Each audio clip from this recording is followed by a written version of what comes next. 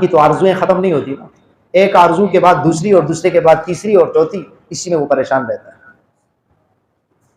لیکن راحتیں بھی آج کل بہت ہیں، جو پچھلے زمانے میں ہمارے بڑوں کو حاصل نہیں تھی، وہ ساری راحتیں اللہ نے ہمیں عطا فرمائی، لیکن اتنی ہی تکالیف اور مصیبتیں بھی زیادہ ہیں اور پریشانیاں بھی زیادہ ہیں۔ لیکن ہم راستے غلط ہم نے اختیار کرے، کسی نے اقتدار کا راستہ اختیار کیا لیکن اسے اس میں سکون نہیں ملا۔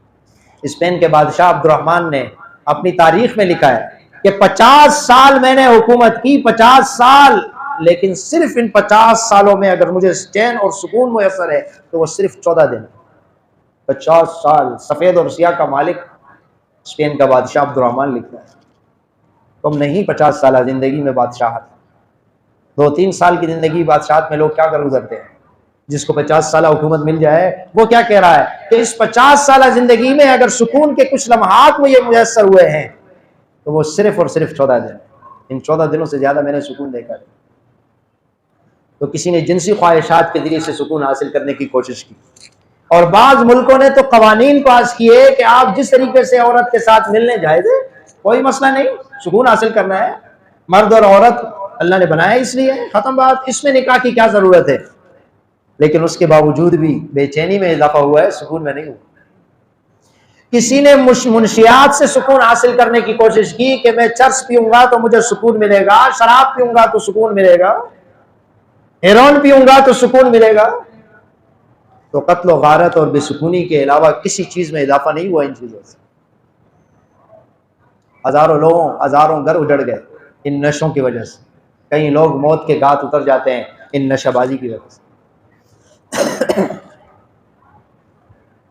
اللہ رب العزت فرماتے ہیں کہ یہ تمام راستے جو تو اختیار کر رہا ہے، دولت کے انبار لگ گئے تب بھی تجھے اس سے سکون نہیں ملا، بادشاہت مل گئی سکون نہ ملا، وزارت مل گئی سکون نہ ملا، رقص اور سرور کی محفلیں تو بنا رہا ہے، عورتوں کو نچوا رہا ہے، سکون تجھے نہیں ملا، فحاشی اور عریانی کی حد کر دیے، تجھے سکون نہیں ملا، جوئے کے اڈے چلائے، سکون نہیں ملا، اور بدکاری، شراب نوشی، زنا کی کثرت، یہ ساری سکون کے لیے کی جاتی ہے کہ مجھے سکون حاصل ہو جائے۔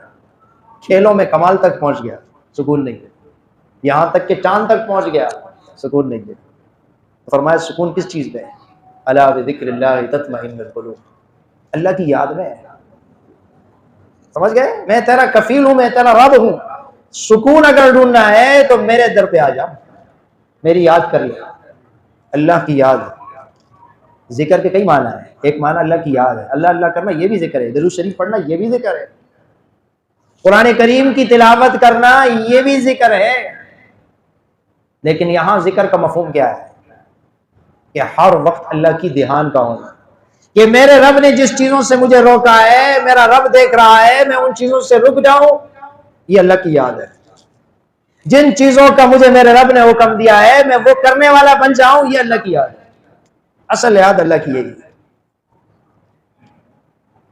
ہم کہتے ہیں کہ نہیں ہمیں تو گناہوں میں مزہ تو آ رہا ہے نا، مزہ آیا ہے نا، زنا میں بھی آیا، شراب پینے میں بھی آیا، رقص اور سرور کی محفل میں بھی آیا، عورتوں کو نچوانے سے بھی آیا نا وقتی مزہ۔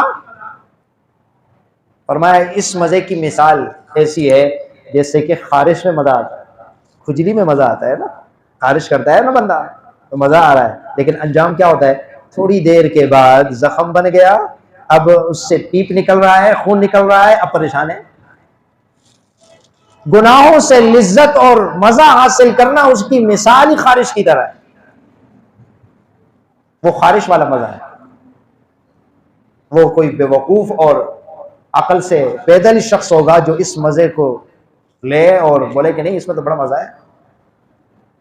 بعض حکایات میں آتا ہے کہ ایک شخص ہندوستان آیا، سیر کے لیے آیا تھا، تفریح کے لیے آیا تھا، پیسے ختم ہو گئے، تفریح کے دوران وہ ہندوستان کے ایک علاقے میں پہنچا، وہاں حلوہ بڑا مشہور تھا، وہ حلوے کی دکان پہ گیا تو اب اس کو خوشبو نے پاگل کر دیا، اس نے کہا پلیٹ میں دے دو مجھے، پیسہ اس کے پاس جیب میں ایک نہیں، حلوہ کھایا تو پیسے جب اس نے مانگے کہا پیسے نہیں ہیں، اس نے کہا بھائی پیسے تو دینے پڑیں گے، یہ تو بہت مہنگا حلوہ ہے، اتنا تو میں نہیں کھلا سکتا ہوں آپ کو۔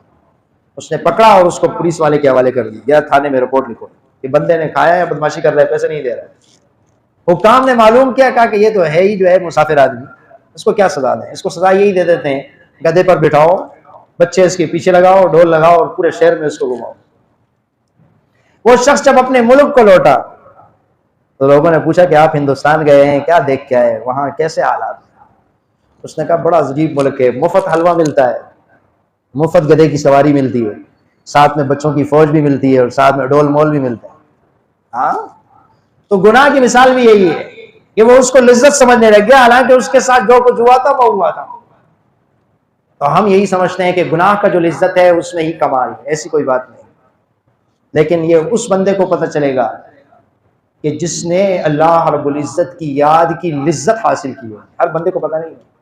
ایک مینڈک کنویں کا ہوتا ہے، وہ گندگی میں رہتا ہے، اس کو وہ کل دنیا سمجھتا ہے، وہ بولتا ہے بس یہی کنواں ساری کائنات ہے۔ لیکن جب وہ مینڈک باہر نکلے، سمندر اور دریا کے صاف پانی کو دیکھتا ہے، پھر اس کو پتہ چلتا ہے کہ میں کہاں رہ رہا تھا۔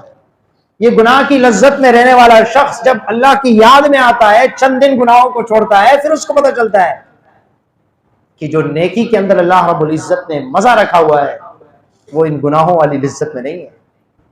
ابراہیم بن ادہم نے تو اسی لذت کو دیکھ کر اپنے بادشاہت کے کپڑے اتار دیے، ملک قربان کر دیا۔ عمر ابن عبدالعزیز رحمہ اللہ نے بادشاہی لباس پھینک دیا، غریبوں کا لباس پہنا ہے، وہ لذت انہوں نے محسوس کی۔ سمجھ گئے؟ تو یہ لذت کا محسوس ہونا کہ جب قریب آئے گا تو پتہ چلے گا نا۔ تو اصل چیز یہ ہے، اللہ کی یاد یہ ہے کہ بندہ اللہ رب العزت کے حکم سے راضی ہو جائے۔ جیسے اللہ کا حکم ہے، اگر اللہ رب العزت خوش رکھ رہا ہے تو خوش ہوں، اللہ رب العزت تکلیف میں لا رہا ہے تو میں تکلیف میں ہوں۔ ایک اللہ والے کے پاس گئے کہ حضرت آپ کے لیے موتی آیا ہوا، ہیرا آیا ہے۔ میں نے کہا اللہ کا لاکھ لاکھ شکر، رکھ لیا۔ ہفتہ گزر گیا تو خادم نے کہا حضرت وہ ہیرا تو گم ہو گیا۔ انہوں نے کہا اللہ رب العزت کا شکر ہے۔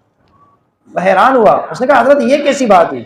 کہا کہ جب ملا تھا تو اس وقت میں نے اپنے دل کی کیفیت پر غور کیا تھا کہ میرے دل میں تو اتنی زیادہ خوشی تو نہیں ہوئی، جب میں نے دیکھا تو کوئی خوشی میرے دل میں محسوس نہیں، میں نے اس پر اللہ کا شکر ادا کیا کہ دنیا کی مال و محبت تو میرے دل میں غالب نہیں ہے۔ اور جب وہ ہیرا گم ہو گیا تو گم ہونے کے بعد جب میں نے اپنے دل کی کیفیت میں نظر ڈالی تو میرے دل میں کسی قسم کا کوئی غم اور تکلیف نہیں آئی تھی ہیرا گم ہونے سے، میں نے اللہ کا شکر ادا کیا۔ یہ چیز اصل ہے کہ اللہ رب العزت کے حکم پر نازل ہو۔